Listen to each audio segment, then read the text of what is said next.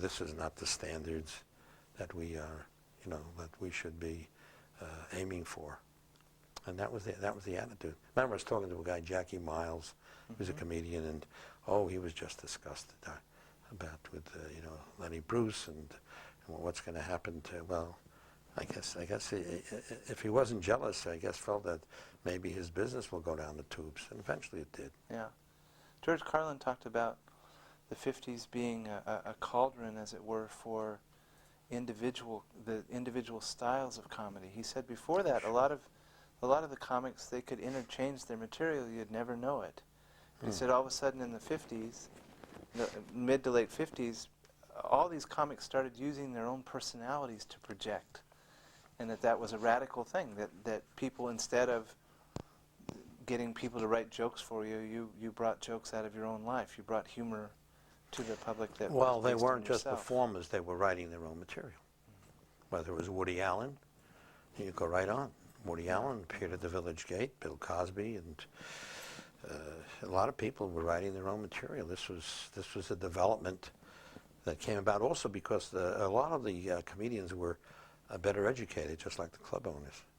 See, so this led to these changes. Yeah, George Carlin said that that group of comedians was really the first ones to be college educated. Well, that's the point I just made about the club owners. The law couldn't be changed until they had people like myself who were college educated. Who could see Max Gordon at the Vanguard was college educated. Howard Solomon of the Go-Go. I mean, this was a whole different type of person, and the same with the performers. So they had more knowledge about the real world, and they were able to deal with it a lot better than people before. It wasn't, if they were ignorant, it wasn't because they wanted to be, because they didn't have a chance to get educated, a chance to learn how to deal with these problems. So I guess the world was enriched. It certainly was by people like you, Art. Well, thank you. I mean, it was enriched by a whole lot of people, but this was the years of Eisenhower, and everybody made jokes about the silent generation, and nothing was happening, and everything was blah, and it was white bread, and it was this and that, but underneath it all, there was a volcano. Yeah, which seemed to explode in the '60s, certainly. Certainly did. The end of the '50s, '60s, absolutely. What do you think is the last image you'll always have of Buckley? Is there like a visual image or something he said or anything that you kind of keep with you? Well, just the thing about sitting around a table and talking about the human beings, the flowers, the many flowers, and having my son there, who's just having my first son, and the joy of how he was talking about it, and that whole image was very warm, and even if he said this at many times in many places, for me it was very special because it happened sitting around with him, and he was a great guy, and he's still alive on the records. Yeah, on the records. Do we have any tapes on him? Any video? Yeah, didn't I send you some? Yes. I haven't looked at it yet, but you're sure it's there?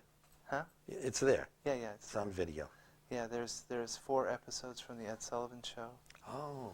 Where he does his commercial act, which I think is not probably things he did at Village Gate. He had 4 people in chairs, and he would sit behind them and tap them on the back.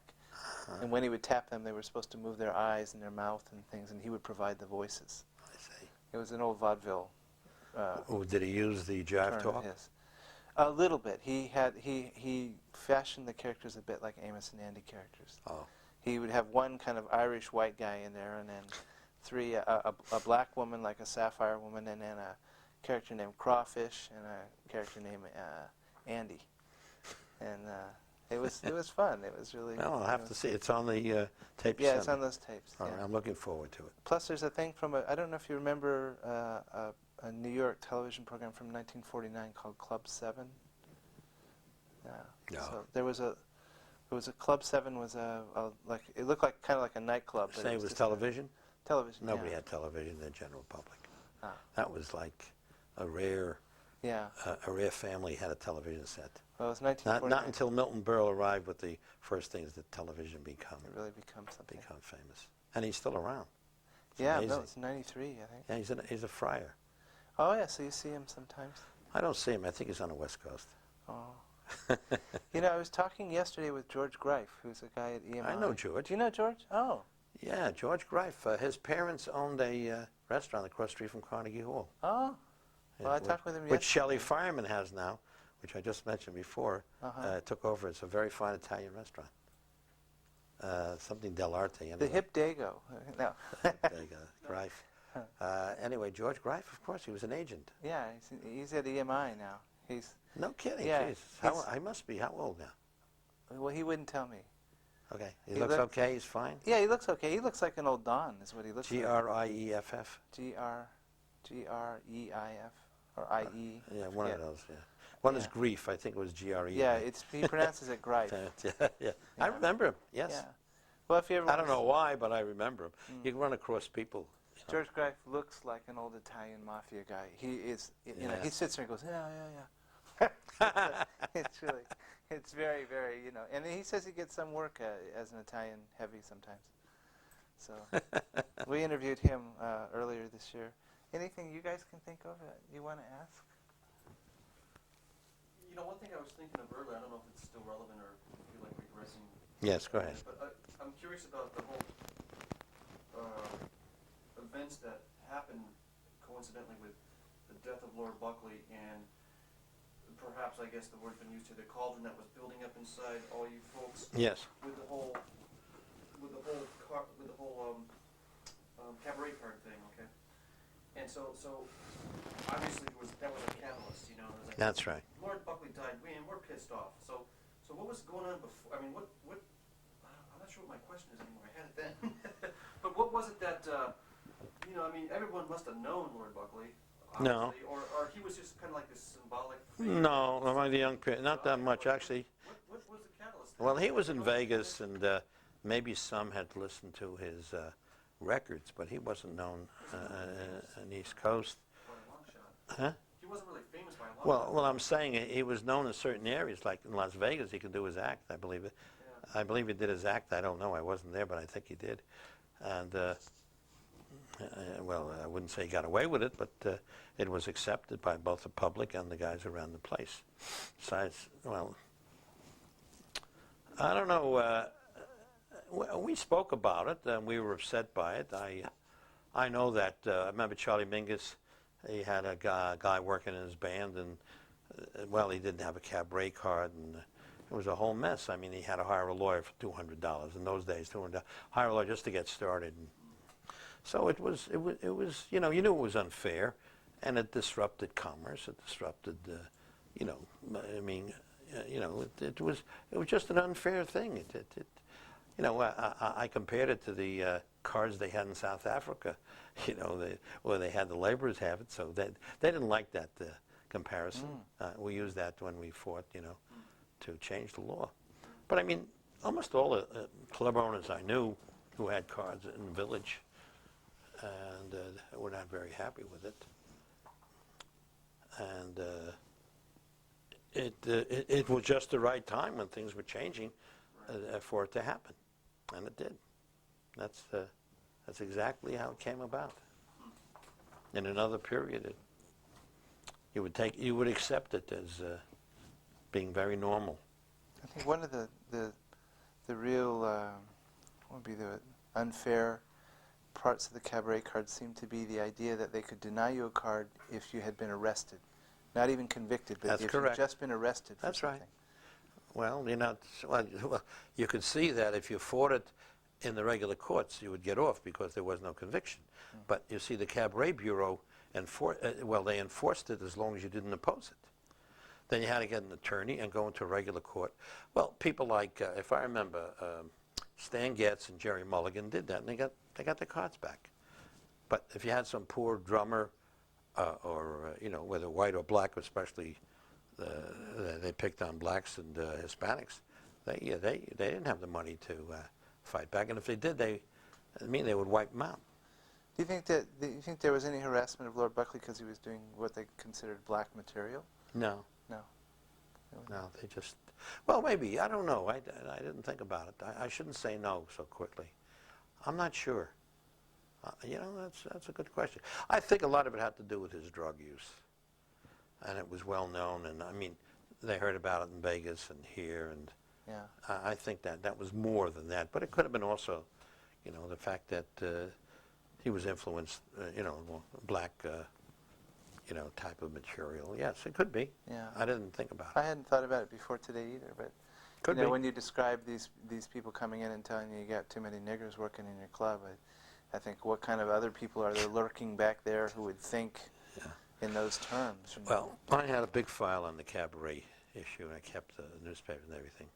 Unfortunately, I had a fire in my house in Leonia, New Jersey, and the file was burned up. Oh. It had a lot of important things in there, and one thing was there was a sheet that they sent around from the police department to the clubs, and listen to this. One of the questions was, do you run a clip joint? A clip joint being a place which cheats customers. Yes. I mean, that's an insane sort of a question. Do you run a clip joint? Yes, I do. And listen, I'm proud of it and happy, and it makes a lot of money. I mean, I forgot there's another interesting thing. Male performers, after they did their act, and they would come into the audience and sit with the customers. If a female customer would sit Female down performer. with a customer, it was considered possible prostitution. Really? Yep. And they could bust you for that. Wow. And even the person doing a woman, I think, she would have her card lifted. And the owner, I think, more or less, he would be in big trouble. Because, in other words, they're saying that women, were possibly entertainers, if they're sitting with men, there's a good chance that they're They're prostitutes. fucking, yeah. They didn't think about males going off. Maybe they were male prostitutes. But look, I mean, you can't give them too much credit for their That's rules. extraordinary. No, but that's a true story. That's extraordinary. Yeah. There's a lot of little things. I wish to God I had those files. I mean, Well, from what I understand, Maxwell T. Cohen's still alive. no, I don't know. I think he's dead. He's in his 90s. I have his phone number. I called. It isn't. But I should call. His daughter works at Lincoln Center. Oh. She's an attorney. I'm going to Because call her. he may have a huge file. I know. Probably has a file, but he wouldn't do it the way I would. Yeah, they might. I should ask that. Yeah, that's a nice idea. Maybe I'll ask his daughter. Maybe she knows where the file is. Hey, that's a good idea. Also, I wanted to know, I don't know, this is kind of a long shot. You don't happen to know George Harrison, do you? Of the Beatles? No. Or would you know anybody that would know him? He's one of the people we'd like to interview. He wrote a song about Lord Buckley, and we thought this would be a nice Wow, hook let me for the see. film. Oh, I can. Or do you know anybody at Applecore or? Yeah, I know how to reach him. Yeah. Well, I would know through some of the people. A friend of mine who, his wife was involved with Yoko, with Lennon. Yeah. Yeah, John Lennon I knew because he came to me with Yoko. He was supposed to be thrown out of the country for moral turpitude. You know what that is?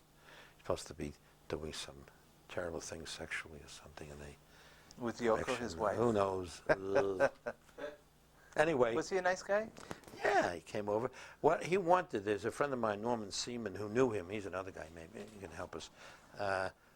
He wanted a letter from me because he considered me famous enough. He couldn't get enough famous people. So I signed the letter. I met him and Yoko in a Greek coffee shop across the street from the Village Gate. Oh. And, I read, and I wrote a letter. I have it somewhere, on his behalf.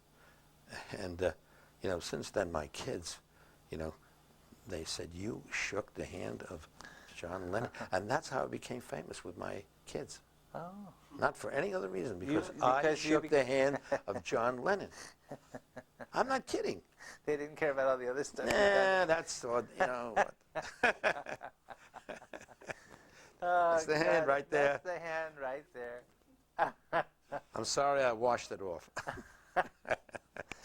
Oh, God. Well, thank you, Art, for all Well, this. thank you. Okay. And I'll make a copy for you and send it to I you. appreciate it. Good. Also, I forgot my release forms, but I'll send you one of those. Okay. I'll hold you up. It's okay. Okay. Yeah. I'll get my attorney. Yeah, you get your attorney. Get your attorney to fax my attorney in. Okay. Is there anything we can do for you? No, nothing. Fine. No? Just thank you very much. Well, thank you. And You reminded me. See, when you spoke, you're right. Yeah, it reminds you of certain things that I'm sure I might come up with a few others, but I think pretty much we covered it. yeah.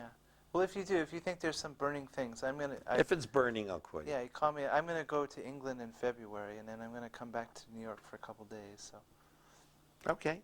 if there's something you think is really germane, Hot and then we'll set up important the and cameras. dramatic. Okay. Anyways. All right. And if you like, as we keep collecting new material and stuff, if I find something I think is interesting, I'll send it to you. Fine. I appreciate that. Yeah, because I know you're a great aficionado of all this cultural stuff. Well, I had a newspaper background, a researcher. I mean, for years and years, even to this day, I clip newspapers. But they're all, So you are involved with a clip joint then, Hey, that's a very fine observation. You are clipping things. Maybe not people, maybe not customers. Well, not yet. Not yet. All right. All right. Thanks a lot, Art. Okay, Thank you. sure. Okay, thanks.